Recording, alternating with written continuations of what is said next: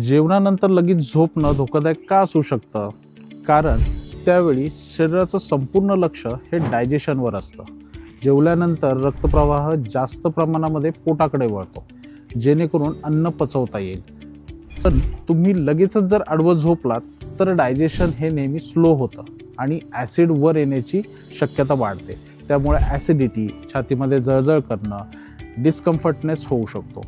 दीर्घकाळ ही सवय जर असेल तर वेट गेन होणं, बेली फॅट वाढणं, शुगर इनबॅलन्स होणं हे सगळं मिळून हार्ट रिस्क वाढू शकते.